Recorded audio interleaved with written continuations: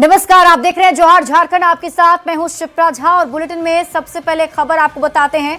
झारखंड में नगर निकाय चुनाव को लेकर राजनीतिक सरगर्मी अपने चरम पर पहुंच गई है। निकाय चुनाव में देरी को लेकर बीजेपी ने जबरदस्त हल्ला बोला है। बाबूलाल मरांडी के नेतृत्व में पार्टी कार्यकर्ताओं ने रांची समेत कई जिलों में धरना प्रदर्शन किया और चुनाव की तारीख ऐलान में हो रही देरी और बैलेट पेपर से चुनाव कराने की सरकार की मंशा पर सवाल खड़े किए। कहा, सरकार लोकतांत्रिक प्रक्रिया से खिलवाड़ कर रही है। बीजेपी नेताओं ने इस दौरान निकाय चुनाव को बैलेट के बजाय ईवीएम से करवाने की मांग की है।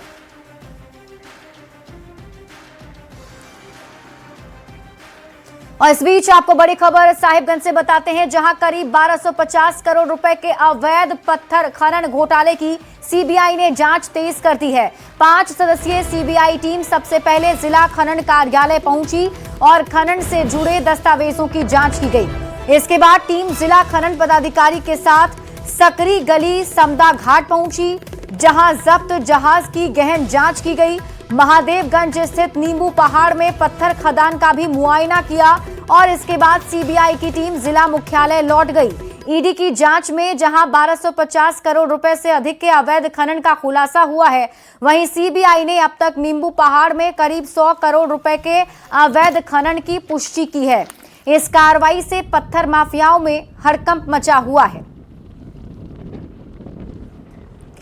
और ये तस्वीरें भी आपकी टीवी स्क्रीन पर आपको दिखा रहे हैं उस वक्त की जब टीम मौके पर पहुंची थी। अवैध पत्थर खनन घोटाले की जांच की जा रही है और आपको बता दें कि सीबीआई ने कई दस्तावेजों को खंगाला है, जिससे कई सुराग भी मिले हैं। नींबू पहाड़ पर पत्थर खदान का मुआयना करने के लिए सीबीआई की टीम मौके पर पहुंची थी। ये तस्वीरें आपको उस वक्त की हम दिखा रहे हैं और इस पूरे मामले में जांच पड़ताल जारी है। अवैध पत्थर खनन घोटाले की जांच सीबीआई कर रही है और कई दस्तावेज भी इससे जुड़े मिले हैं, जिसे खंगाला गया है। खास तौर पर नींबू पहाड़ पर पत्थर खदान का मुआयना किया गया। सीबीआई जांच में 100 करोड़ के खनन की पुष्टि भी हुई है और ईडी जांच में 1250 करोड़ के खनन की पुष्टि हुई थी।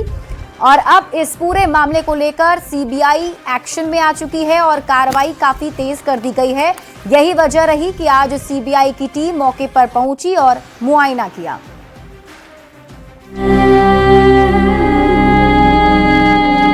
बच्चा नहीं मिलेगा तो हम लोग जीते जीते मर जाएंगे सर।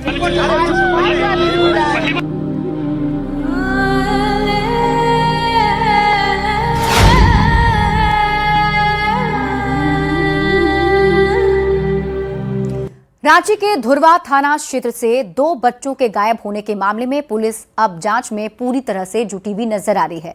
डॉग स्क्वाड टीम के साथ आज पुलिस ने इलाके में सर्च ऑपरेशन चलाया।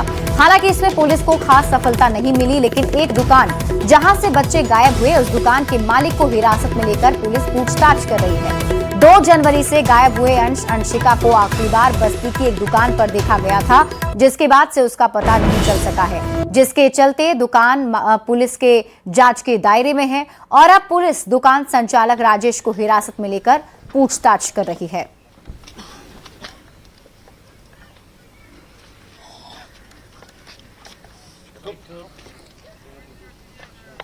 लापता होने मामले को लेकर रांची पुलिस लगातार सर्च ऑपरेशन चला रही है। आज भी मौसीबाड़ी के इलाके में जो डॉग स्क्वाड की टीम है वो भी पहुंची, तो वहीं भारी संख्या में पुलिस बलों की भी मौजूदगी देखने को मिली और डॉग स्क्वाड के द्वारा तमाम जगहों पर सर्च किया गया। बता दें कि यही वो दुकान है जहां अंतिम बार जो बच्चे हैं वो पहुंचे थे और यहीं से वो सामान खरीद कर जा रहे थे, लेकिन उसके बाद से ही उनका पता जो है वो नहीं चल पाया, जिस वजह से पुलिस तमाम चीज़ों को खंगाल रही है। डॉग भी जो स्क्वाड की टीम यहाँ पर पहुंची थी वो भी यहाँ पर पहुंची और तमाम जो चीज़ें हैं उसे खंगाला गया। क्या कुछ यहाँ पर डॉग स्क्वाड की भी टीम आई, क्या देखा? हाँ, देखिए अपना सर्च अभियान अपना चलाया, जो अपना स्तर से जो भी जांच पड़ताल किया। अब उसमें क्या मिला नहीं मिला तो हम नहीं बता सकते अंदर की बात। एक स्वेटर भी अंदर मिला। वो स्वेटर तो उन्हीं का, उनका परिवार का है, राजेश का परिवार का है। यहाँ पर जो सर्च ऑपरेशन है वो किया गया, डॉग स्क्वाड की टीम भी पहुंची और इस गैरेज और प्लस घर के अंदर भी जो डॉग की टीम थी वो गई थी।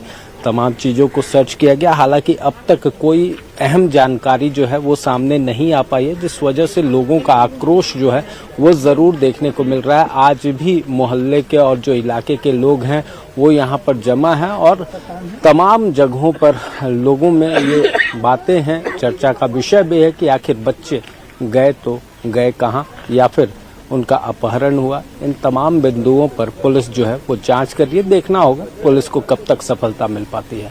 कैमरामैन संजीव तिवारी के साथ ओम प्रकाश, न्यूज़ 18 रांची।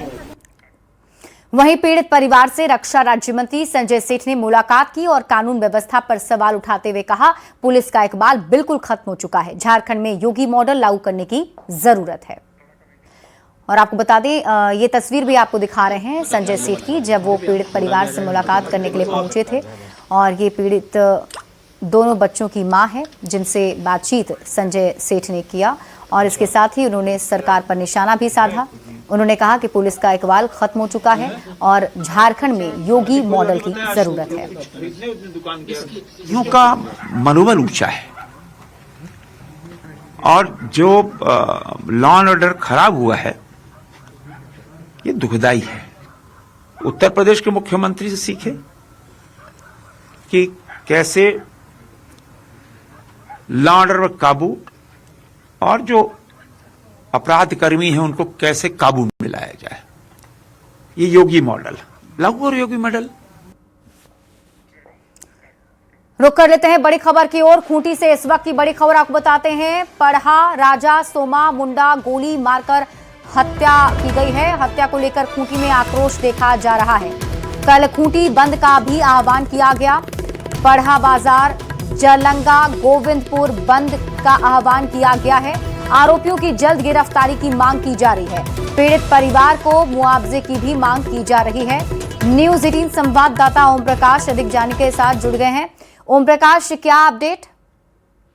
जी, बता दें कि ये पूरा मामला खूंटी थाना क्षेत्र के जमुआ दाग के समीप का है, जहां पर अपराधियों ने सोमा मुंडा जो है पढ़ा समाज के, उन पर फायरिंग की और उनको गोली मारकर उनकी हत्या कर दी, जिसको लेकर इलाके में तनाव है। लोग भी काफी आक्रोशित हैं और यही वजह है कि आरोपियों की गिरफ्तारी को लेकर और खासतौर से पीड़ित परिवार को मुआवजा दिलाने को लेकर कल खूंटी जिले में बंद का आह्वान किया गया है। तो पूरी तरह से अगर कहा जाए तो जिस तरह से घटना घटी है, इलाके में रोष है और सोमा मुंडा की हत्या जिस तरह से अपराधियों के द्वारा की गई, उससे कहीं न कहीं लॉ एंड ऑर्डर पर सवाल जरूर खड़े होते हैं। क्योंकि सोमा मुंडा अपनी पत्नी के साथ जो जानकारी दी जा रही है, बाइक से अपने गाँव जा रहे थे, उसी दरमियान अज्ञात अपराधियों के द्वारा इस पूरी वारदात को सरे राह अंजाम दिया गया। तो इस घटना को लेकर इलाके में तनाव भी है और आक्रोश जो है वो भी दिख रहा है, जो कल और ज्यादा देखने को मिल सकता है। जी ठीक है ओम प्रकाश, आप इस खबर पर नजर बनाकर रखिए। शुक्रिया इस अपडेट के लिए।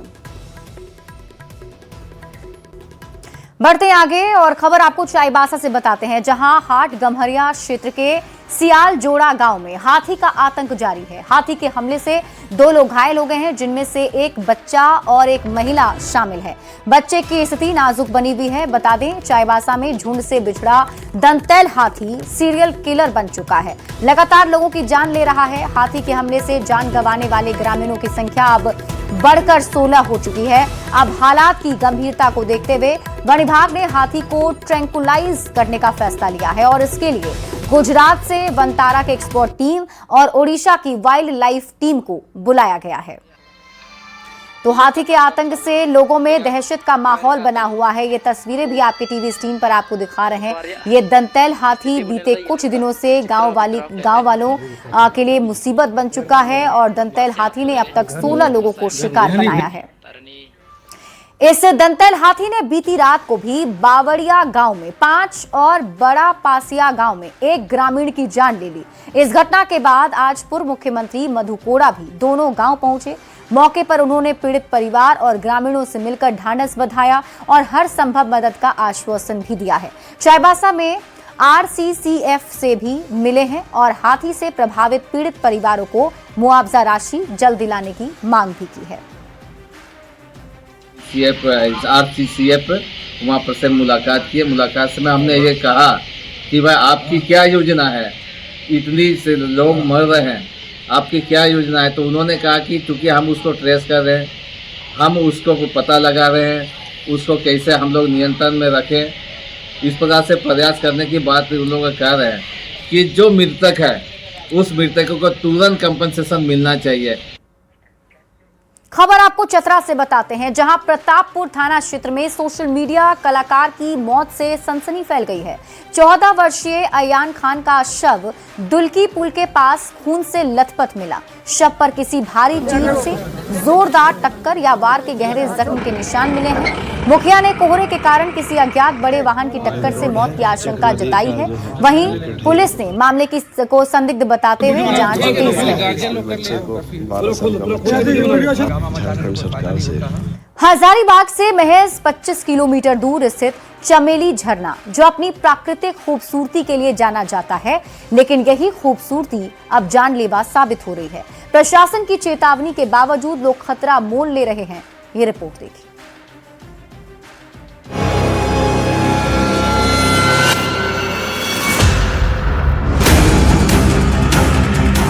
हजारीबाग के इचाक और पद्मा प्रखंड की सीमा क्षेत्र में बसा चमेली झरना दूर दूर से सैलानियों को अपनी ओर आकर्षित करता है। ऊंचाई से गिरता पानी और हरियाली लोगों को रोमांचित तो करती है, लेकिन ये जगह उतनी ही खतरनाक भी है। झरने की गहराई करीब 150 से 200 फीट है। जिला प्रशासन ने सुरक्षा को लेकर चेतावनी बोर्ड भी लगाए हैं और झरने के आसपास जाने से मना किया गया है। बावजूद इसके लोग सेल्फी और वीडियो बनाने के चक्कर में खतरा मोल ले रहे हैं। बाग के अभी हम पद्मा और इचाक प्रखंड के बीच चमेली झरना में पहुंचे हुए हैं और आपको यहाँ की जो आकर्षक तस्वीर जो दिख रही होगी ये अपने आप में खास है। अगर बात कर ली जाए तो यहाँ पर जो है लोग घूमने के लिए आए, लेकिन अगर सुरक्षा के दृष्टिकोण से देखा जाए तो यह जगह जो है काफी असुरक्षित है, क्योंकि चारों तरफ किसी तरह का कोई घेराबंदी नहीं होने की वजह से जो है लगातार यह खतरा बनी रहती है कि कहीं भी जो है फिसलने के बाद जो है एक बड़ा कहीं घटना ना हो जाए। यहाँ पे गिरने का डर बना रहता है। यहाँ पे काफी लोग इधर उधर भी सेल्फी लेते हैं, बहुत सेल्फी लेते तो फोटो क्लिक करने के लिए रील बनाते हैं, तो उसमें गहराई का गिरने का डर बना रहता है। यहाँ पहले भी कई बड़े हादसे हो चुके हैं, लेकिन अब तक ठोस सुरक्षा व्यवस्था नहीं की गई है।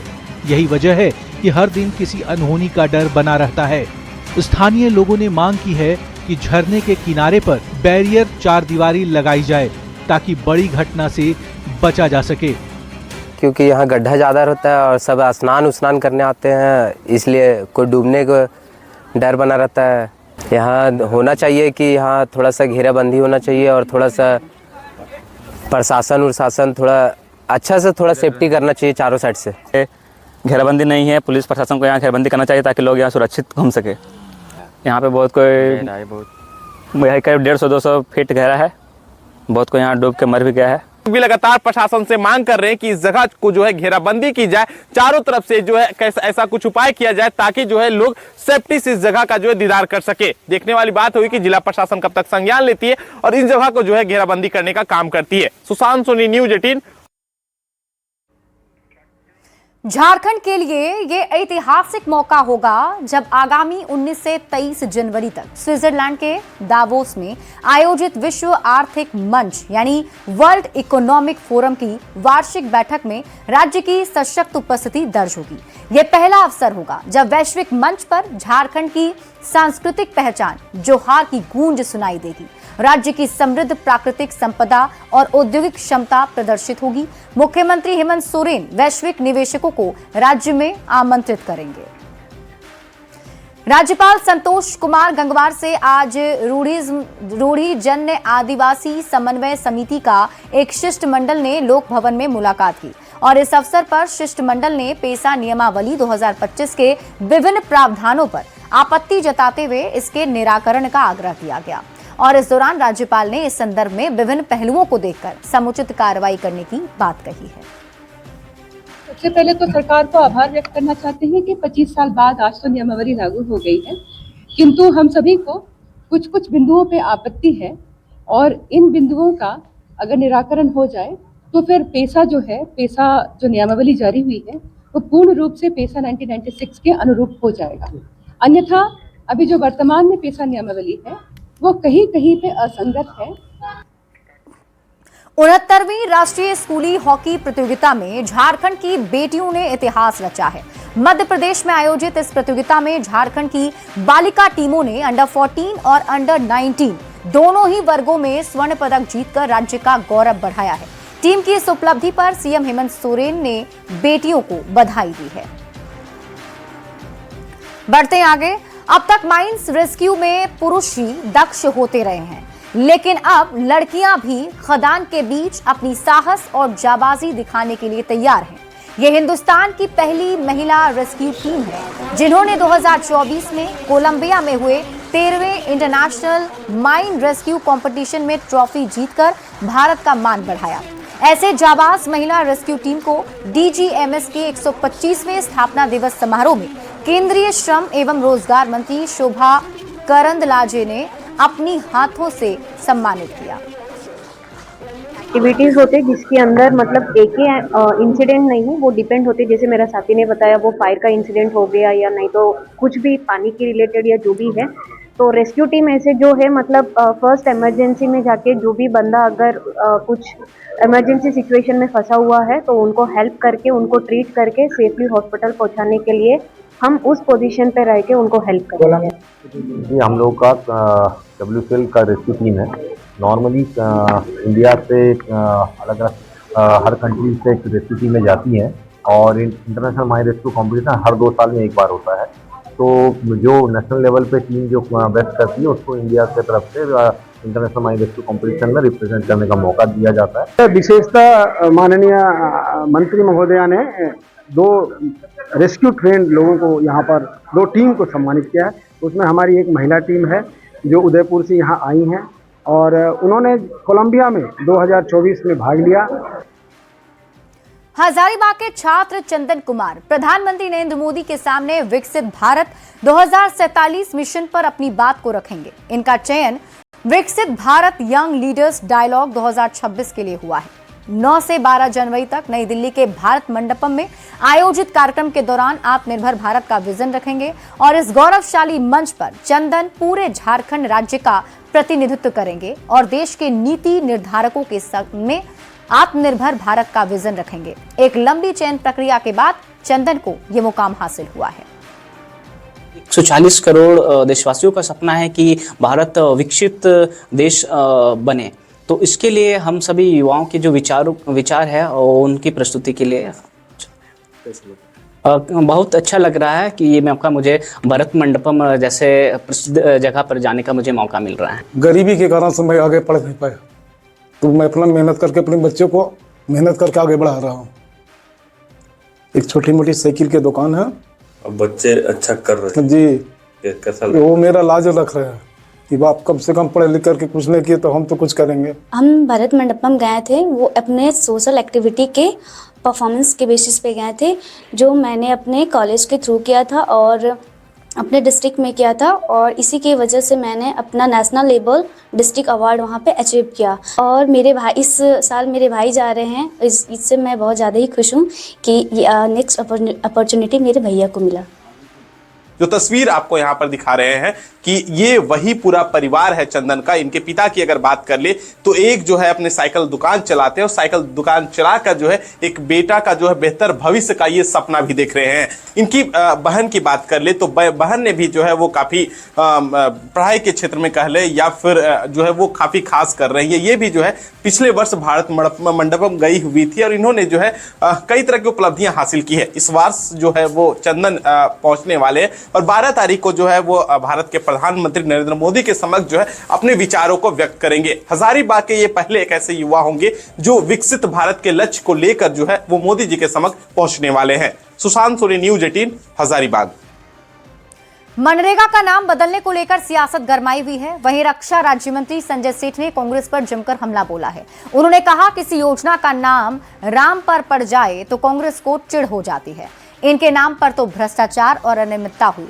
वहीं जी राम जी को पूरे देश ने अपना लिया है।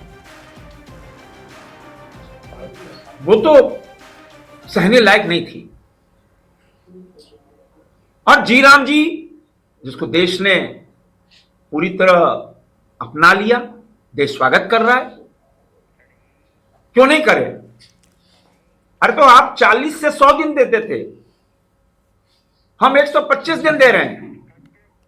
झारखंड सरकार द्वारा जारी जेएसएससी कक्षपाल बहाली अधिसूचना को लेकर हजारीबाग में छात्रों में नाराजगी देखी जा रही है। हजारीबाग के गांधी मैदान में बड़ी संख्या में छात्र उम्र सीमा में छूट की मांग को लेकर एकत्र हुए। अधिसूचना के अनुसार सामान्य वर्ग के लिए उम्र सीमा 25 वर्ष और ओबीसी वर्ग के लिए 27 वर्ष तय की गई है। छात्रों का कहना है कि कक्षपाल की पिछली बहाली वर्ष 2015 में हुई थी, उस समय वे परीक्षा के योग्य नहीं थे। अब 10 साल बाद बहाली आने से अब उनकी उम्र सीमा पार हो चुकी है, जिसके चलते छात्रों ने मुख्यमंत्री हेमंत सोरेन से उम्र सीमा में छूट देने की मांग की है। 2026 में विज्ञापन जारी किया है कक्षपाल का, और यह वैकेंसी अंतिम बार 2015 को दिया गया था और उसके बाद 10 सालों के बाद 2026 में दिया गया, यानी कि 10 साल के बाद दिया गया। जो 2015 में 15.5 का था 25 का हो गया है, और जो 2015 में 17.5 का था आज 27.5 का हो गया, 2015 में 20 का था आज 30 का हो गया। हम लोग यहाँ पर जो कक्षपाल की जो लेटेस्ट वैकेंसी आई हुई है उसके रिगार्डिंग लेकर के हम लोग आए हुए हैं। इसमें कुछ विसंगतियाँ हैं यहाँ पर, जो हमारे हिसाब से हम लोग के हिसाब से ठीक नहीं है। इसको लेकर के हम लोग अपना मांग रख रहे हैं सरकार से कि इसको थोड़ा सा ठीक किया जाए और हम लोग को मौका। यहाँ रुक एक छोटे से ब्रेक के लिए, जल्द लौटते हैं वापस।